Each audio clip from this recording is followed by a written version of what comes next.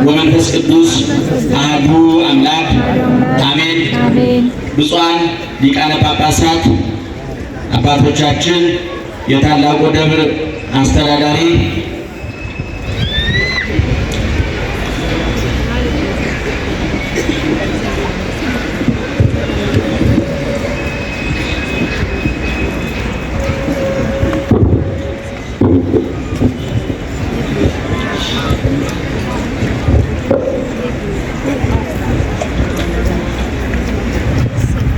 ብፁዓን ሊቃነ ጳጳሳት አባቶቻችን፣ እንዲሁም የታላቁ ደብር አስተዳዳሪ፣ ቀደም ሲል ስማቸው የተዘረዘረው የአብያተ ክርስቲያናት አስተዳዳሪዎች፣ እግዚአብሔር ብላችሁ ይቅርታውን ቸርነቱን አምናችሁ ከቅድስት ድንግል እናቱና ከቅዱሳን ባለሟሎቹ የሚገኘውን ጥበቃና ምልጃ ተስፋ አድርጋችሁ በዚህ ቦታ እንድትገኙ እግዚአብሔር እግረ ሥጋችሁን ወደ ቦታው እግረ ልቦናችሁን ወደ ወንጌሉ ያቃናላችሁ። የእግዚአብሔር ቤተሰቦች ምዕመናን እንዴት ዋላችሁ? እንዴት አደራችሁ? እንዴት አረፈዳችሁ?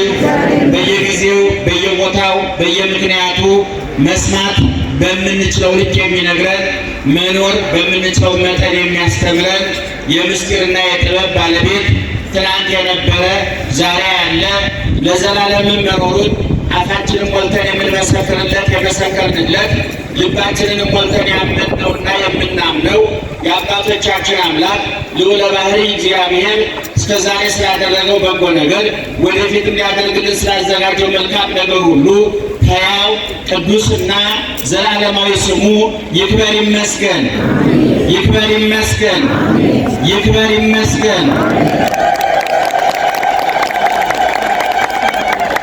ወሕዝብ እለ ኢየአምሩከ ይፄውዑከ ወሕዝብ እለ ኢይሌብኡከ ይትማጸኑ ኀቤከ በእንተ እግዚአብሔር አምላክከ እስመ አክበረከ እግዚአብሔር ቅዱስ እስራኤል። የእስራኤል ቅዱስ እግዚአብሔር አክብሮሃልና ስለ አምላክህ ስለ እግዚአብሔር የማያውቁ ሕዝብ ይጠሩሃል፣ የማያስተውሉም ሕዝብ ወደ አንተ ይሮጣሉ፣ በአንተ ይማጸናሉ። ትንቢተ ኢሳይያስ ምዕራፍ 55 ከቁጥር 4 ጀምሮ የሚገኝ የእግዚአብሔር ቃል ነው። ለሚቀጥሉት 17-18 ደቂቃዎች ይህን ቃል መሰረት በማድረግ ካጠር እንዳንወጣ ትዝ ያለን እንዳንናገር በመላ በግምት እንዳናወራ አጥር ቅጥሩ ነው የሚጠብቀን የእግዚአብሔር ቃል አሁን የነገርኳችሁ ነው። ምስጢሩን ጥበቡን ይግለጥልን፣ ጆሮአችሁን ይክፈት፣ አንደበታችንን ይፍታ። በመላ በግምት በይመስለኛል በሳይሆን አይቀርም የግል ሀሳባችንን እንዳናፈስባችሁ ጆሮአችሁን ይጠብቅ እግዚአብሔር። አንደበታችንን የሚቆጣጠር መንፈስ ቅዱስ። በመካከላችን ሁለት ሊቃነ ጳጳሳት አሉ። ሁልጊዜ እንደምለው ከዚህ በፊትም እንደተናገርኩት ሶስት ነገሮች በቤተ ክርስቲያን የሶስት ነገሮች ምልክት ናቸው። ታቦት፣ መስቀልና ጵጵስና። ታቦቱ አምልኮታችን እንዳልተቋረጠ፣ መስቀሉ ድነታችን እንደተረጋገጠ፣ ጵጵስናው ሀረገ ክህነታችን እንደቀጠለ ማረጋገጫ ናቸውና ታቦቱ፣ መስቀሉ፣ ጵጵስናው ሶስቱ ኦርቶዶክሳዊ ተዋሕዶ ቤተ ክርስቲያን ማዕከላዊ አሰራር እንዲኖራት የግምት የመላ ቤተ ክርስቲያን እንዳትሆን ከተነሳችበት መሰረቷን ጠብቃ እንድትኖር ያደረገ ነውና ብፁዓን ሊቃነ ጳጳሳት አባቶቻችን በመጨረሻ ላይ ያስቀረነውን ጨምረው ያጎደልነውን ሞልተው ትምህርት ከተግሳጽ መዳን ከቡራኬ አስተባብረው ይባርኳችኋል፣ ይባርኩናል። እኔም ድንገት ለመጠቅ ለመታዘዝ ያህል ጥቂት ነገር ነግራችኋለሁ። በድጋሜ እግዚአብሔር አምላካችን የምንሰማውም የምንናገረውም አያሳጣን። ዛሬ እንደምታውቁት ታላቁ አባታችን አቡነ ገብረ መንፈስ ቅዱስ ያረፉበት ቀን ነው። ጻድቁ በኦርቶዶክሳዊ ተዋሕዶ ቤተ ክርስቲያን ጽላት ተቀርጾላቸው ቤተክርስቲያን ታንጾላቸው ገድል ተጽፎላቸው ስማቸው እየተጠራ ታሪካቸው እየተነገረ 800 ዓመት ሞልቷቸዋል። ኦርቶዶክሳዊ ተዋሕዶ ቤተክርስቲያንን በሙሉ ቁመናዋ ለመረዳት በሙሉ ማንነቷ ለመገንዘብ የፈለገ ሰው እግዚአብሔርን ገንጥሎ ማጥራት አይችልም። እግዚአብሔር ዛፉ ከነቅርንጫፉ፣ ንጉሱ ከነሰራዊቱ፣ ሰማዩ ከነከዋክብቱ መጠራት አለበት። ዳቦውን የሚበላ መሶቡን አይረግጥም፣ ውሃውን የሚጠጣ ብርጭቆውን አይሰብርም።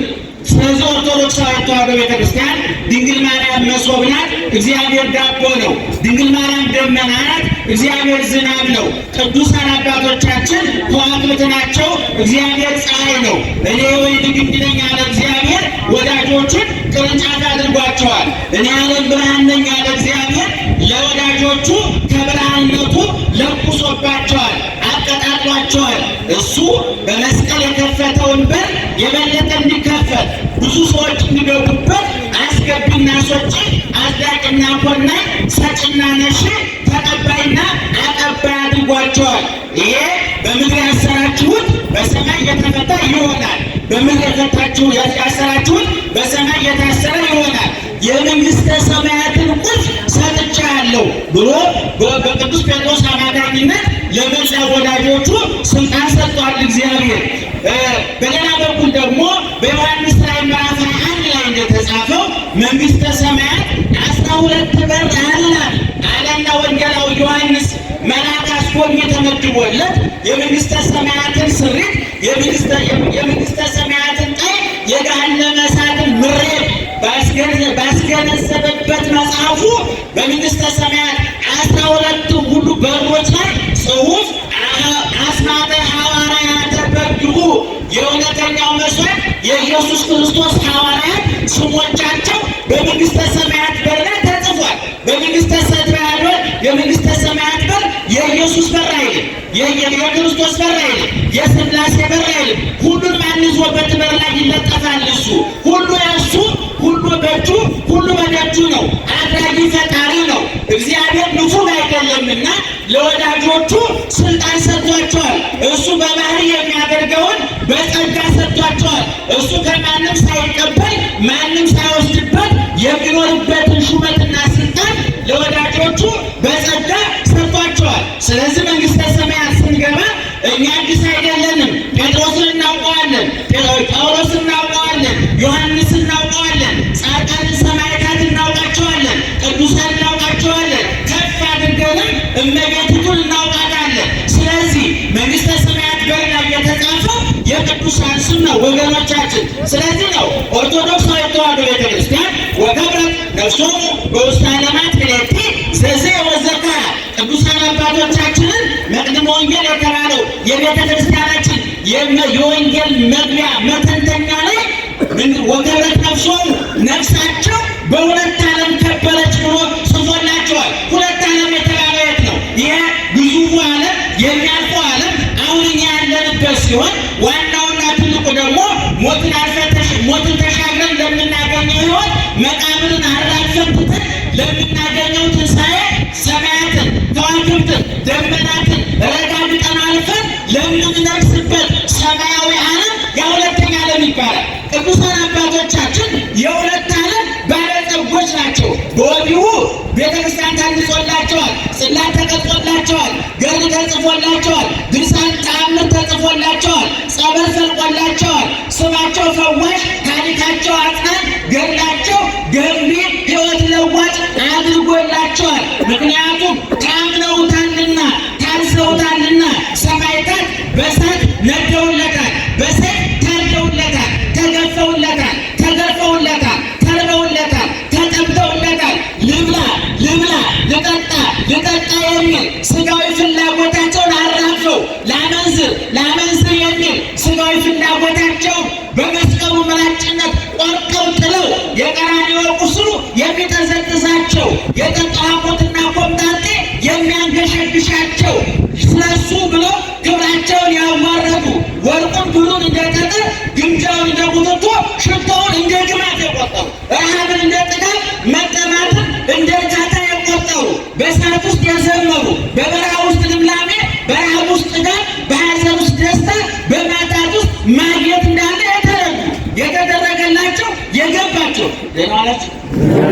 ሄዳችሁ እየሰማችሁ።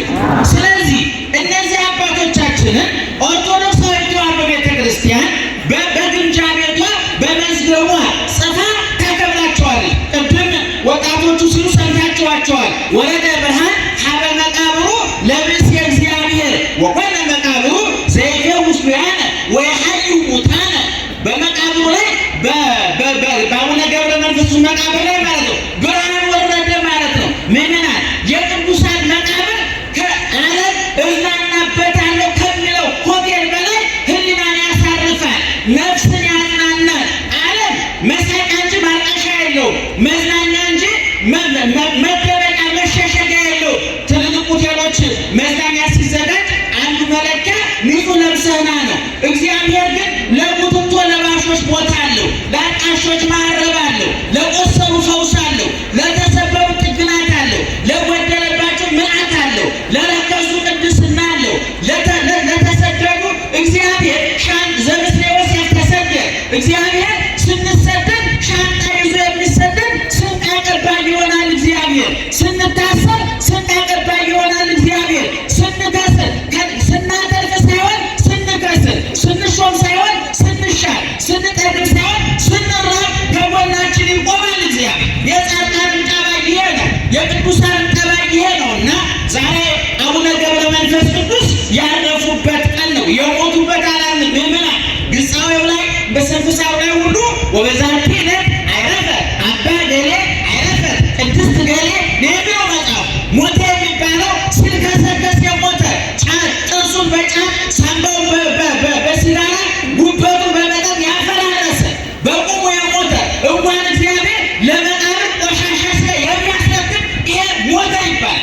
ቅዱሳን አረፉ የሚባሉት ምክንያቱም እንዲያውም በቤተ ክርስቲያናችን መጻሕፍተ መነኮሳት ከምንላቸው አንዱ ማሪሳቅ የሚባል አለ። ወበዚያከ ፈጠረ ክልኤተ ዓለማተ አሐዱ በአምሳለ መምህር ወአሐዱ በአምሳለ ማኅደር። እግዚአብሔር ለአንተ ሁለት ቤት ሰጥቶልሃል አለ። ይሄኛው የዓለም መስሪያ ቤት ነው፣ መንግሥተ ሰማያት መኖሪያ ቤት ነው። ለቅዱሳን የዓለም መስሪያ ቤታቸው ነው፣ መኖሪያቸው መንግሥተ ሰማያት ነው። እኛ ግን መኖሪያ መስሪያ ቤት ነው አድርገነው ግባችን መብላት፣ ግባችን መጠጣት፣ ገንዘብ ማከማሸት፣ ሌላውን መግፋት፣ ብር እስካገኘን ድረስ ሆዳችን እስከሞላ፣ ኪሳችን እስከሞላ፣ ስጋዊ ፍላጎታችን እስከተስተካከለ ድረስ ማን አለቀሰ፣ ማን አነባ፣ ማን ተበደለ፣ ማን ተገፋ የሚለውን አናይ። ስለዚህ ቅዱሳን አባቶቻችን ቅድም እንደነገርኳችሁ ዛሬ ጻድቁ አባታችን ምን ያሉበት ቀን ነው? ምዕመናን በአንድ ድምፅ ንገሩኝ። ምን ያሉበት ቀን ነው? ያረፉበት ቀን ነው። ዋይረፈ እምጻዕራቱ ለዝንቱ ዓለም፣ ከዚህ ዓለም ጻር ጋር ከውጣ ውረድ ያረፉበት ዘመን ነው፣ ቀን ነው።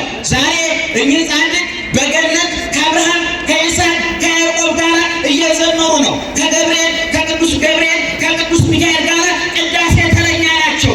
እዛ ማኅሌት ይቆማሉ፣ እዛ ቅዳሴ ይቆማሉ።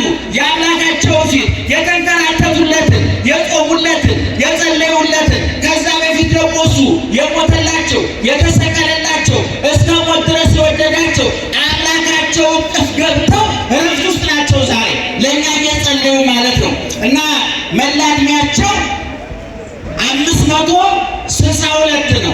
ስንት አልኳችሁ? ምዕመናን ስንት አልኳችሁ? ብዙ ነው ትንሽ ነው? እስኪ ንገሩ። ብዙ ነው ትንሽ ነው? ብዙም ትንሽም አይደል። እንደ ማኑ ይለያያል። አንዳንዱ በ30 ዓመቱ ታምቆ የሚሞት አለ፣ በ40 ዓመቱ ታምቆ የሚሞት አለ። 562 ዓመት ሙሉ እግዚአብሔር ጋር መኖር ገብረ መንፈስ ቅዱስን መሆን ይጠይቃል። እኛ ይቺው ዕድሜያችን 70 እና 80 ዓመት በስታብን 50 60 ዓመት በስታብን እኮ ስንት ጊዜ ወርቀን ተነስተናል። ስንት ጊዜ እግዚአብሔርን አግኝተን አጥተነዋል፣ ቀርበን ርቀነዋል። ስንት ጊዜ አሳዝነንም አስደስተነው እንኳ ብዙ አናውቅም። ስንት ጊዜ አሳዝነነዋል። 562 ዓመት ሙሉ እግዚአብሔር ጋር መኖር ትልቅ በረከት ነው። የጻድቁን በረከት ያሳድርብን እግዚአብሔር። አባታቸው ስምዖን እናታቸው አቅለስያ ይባላሉ። የስዕለት ልጅ ናቸው። በጸሎት ላይ የተገኙት በመልአኩ በብስራተ መልአክ በፈቃደ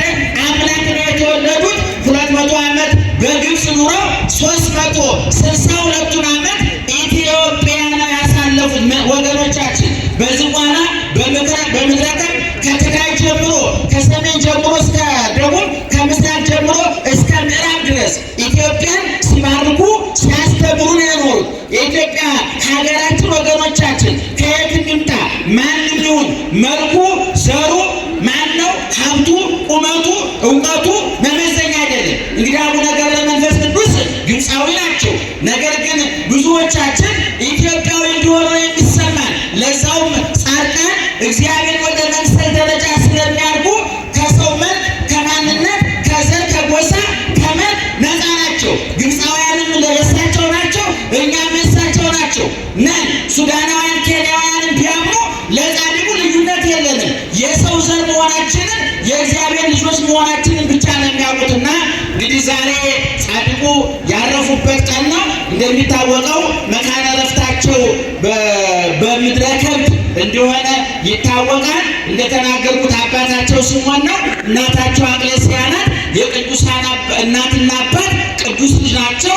የጻድቃን እናትና አባት ጻድቅ ልጅ ናቸው። በሀገራችን በኢትዮጵያ በጣም ብዙ ስራ ሰርተዋል። ያንን በዝርዝር ለመናገር ለመተረክ የፀሐዩ ጽናትም የጊዜው ማጠርና መጥበብም ይወስንብናልና ጠቅለል አድርጌ ትንሽ ነገር ተናግሬ ልጨርስ።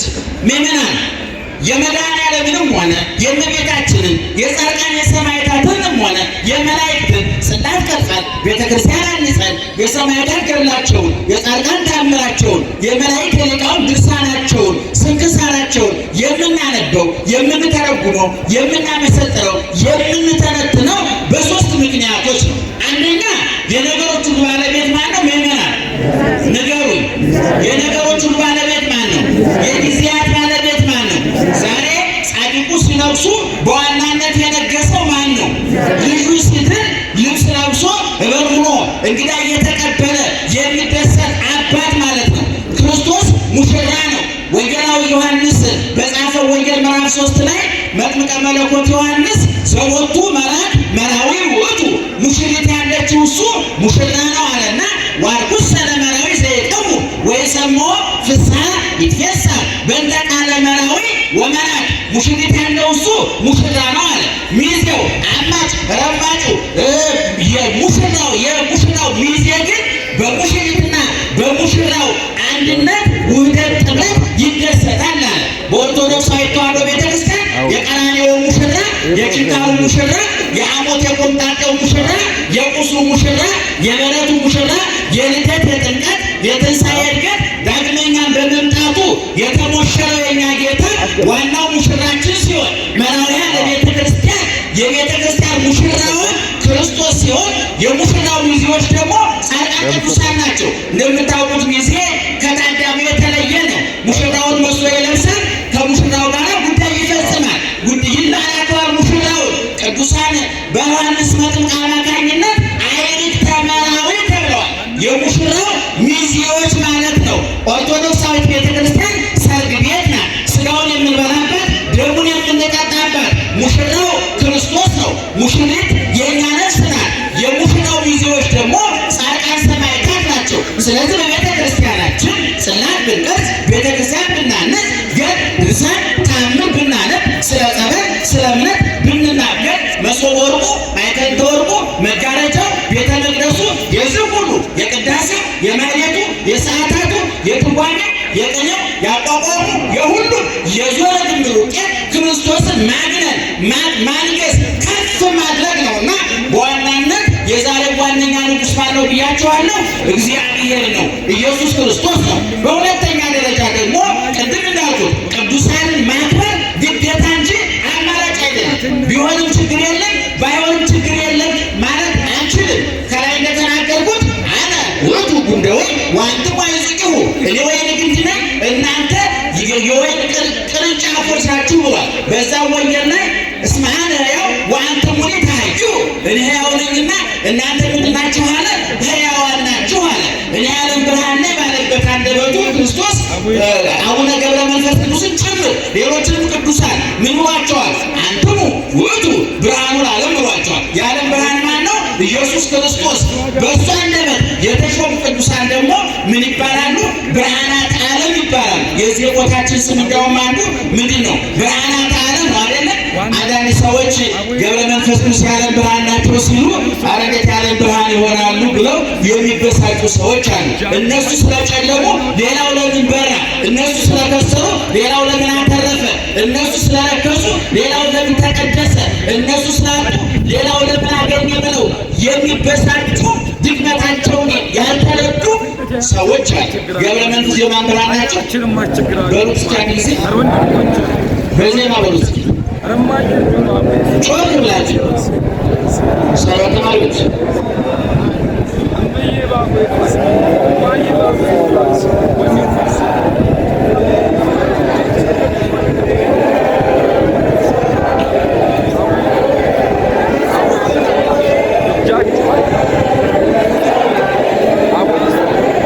እግዚአብሔር ይስጥልን። ገብረ መንፈስ የማን ብርሃን ናቸው? በማን በሰጠው ሹመት በማቴዎስ ወንጌል ምዕራፍ 5 ቁጥር 14 ላይ በዮሐንስ ወንጌል ምዕራፍ 8 ቁጥር 12 ላይ እንዲህ ተብሎ ተጽፏል። አነ ውእቱ ብርሃኑን አለ የዓለም ብርሃን ማን ነኝ አለ? እኔ ነኝ አለ። ማን ነው እንዳለው? እውነተኛው ብርሃን፣ አማናዊ ብርሃን፣ ብርሃን ዘብርሃን፣ ማንም ያለኮሰው ማንም የማያጠፋው የስልጣን ብርሃንነት የባህሪው የሆነ ሕይወታችን፣ ተስፋችን፣ አለታችን ሲርበን የምንበላው ዳቦ፣ ሲጠማን የምንጠጣው ውሃ፣ ሲበርደን የምንለብሰው ልብሳችን እርቃናችን የሚሸፍንልን እውነተኛው ብርሃናችን ማለት ነው ኢየሱስ ክርስቶስ ነው። ኢየሱስ ክርስቶስ እኔ የዓለም ብርሃን ነኝ ባለበት አንደበቱ ደግሞ ምን አለ? ማቴዎስ 5:14 ላይ እናንተ በውስጥ ያለ እናንተ እኛ በውስጥ ለሞና እኛ የማን ብርሃን ነን? የዓለም ብርሃን ነን ናቸው ነን አይደለም። እኛ ዓለም ጨለማ በየሰፈሩ አሰዳቢዎች፣ አስወቃሾች ግን የዓለም ብርሃን መሆን ይቻላል አይቻልም? ገብረ መንፈስ ቅዱስ የዓለም ብርሃን ናቸው ያልነው የትኛውን ቃል ተንተርሰን ነው? እናንተ የማን ብርሃን ናችሁ? የዓለም ብርሃን ናችሁ። ይሄን ማመን አለባችሁ ምእመናን። ጻድቃን እውነተኛውን ክርስቶስን የሰበኩ የእውነተኛው ክርስቶስ ነጸብራቆች ናቸው። እንደተናገርኩ ወበከ የኔታ እነንታ ሰናይ እነንታ ቤዛሉ መካከላችን ትልልቅ ሊቃውንት አሉ። እውነቱን ለመናገር እኛ እንደ ቄጠማ ጠዋት መተን ተጎዝጉዘን ነው እንጂ ሌሊቱን ሙሉ ምንጣፉ ነው ክርስቶስ ያገለግሉ ያደሩ እነንታ ሰናይ እነንታ ቤዛ ሌሎች መምህራን አሉና እነሱ እንዲህ ይላሉ። ወበከመ ከዋክብት ያሰረግውዎ ለሰማይ በስምዖሙ ከማሁ ሰማዕትኔ ወበከመ ከዋክብት ያሰረግውዎ ለሰማይ በስምዖሙ ከማሁ ሰማዕትኔ ያሰረግውዋ ለቤተ ክርስቲያን በገርቦሙ። ሰማይ ከዋክብት ሰማዩን በውበታቸው በብርሃናቸው እንደሚያስጌጡት እንዲያሸበርቅ እንዲዋብ እንዲያምር እዩኝ እዩኝ እንድል እንደሚያደርጉት ሁሉ ሰማዕታት፣ ጻድቃን፣ ቅዱሳን ከፍም ሲል እመቤታችን ቤተ ክርስቲያንን በብርሃናቸው በገድላቸው በታዛዥነታቸው ያስዋታል፣ እንድታምር ያደርጓታል አለ። ይችን ታላቅ ቤተ ክርስቲያን የዓላማችን ለእኛ የሰጠ እግዚአብሔር ክብርና ምስጋና ይግባው። ስለዚህ ቁጥር 1 ንጉሱን እናከብራለን። ቁጥር 2 የንጉሱን ወታደሮች እናከብራለን። ቁጥር 3 ከንጉሱም ሆነ ከወታደሮቹ ከክርስቶስም ሆነ ከቅዱሳን ተጠቃሚዎቹ እኔና እናንተ ነን። የዚች ቤተክርስቲያን ልጆች የጻድቃን ልጆች ያደረገ እግዚአብሔር ክብርና ምስጋና ይግባው። እንግዲህ ከጻድቃን ትዕግስትን እንማራለን፣ መቻልን እንማራለን፣ ማመስገን እንማራለን፣ አለማጉረምረምን፣ አለማማረርን በኑሯችሁ፣ በንግዳችሁ፣ በትዳራችሁ፣ በቢሮአችሁ፣ በተሰማራችሁበት የሥራ መስክ የሚገጥማችሁ መሰናክል እሾሁን ነቅላችሁ እንቅፋቱን አንስታችሁ አመስግናችሁ እፎይ ብላችሁ እንድትኖሩ ታስተምራለች ቤተክርስቲያናችን። እንግዲህ ዛሬ ብዙ ግርግሮች እንሰማለን፣ ብዙ አይታ እንሰማለን፣ ብዙ ጭንቀት እንሰማለን። ካሳለፍነው አንጻር ይሄ ብዙ ቁም ነገር ያለው አይደለም። ቤተክርስቲያን እንደ እሳት በወቅት ተፈትና ያለፈች ናት።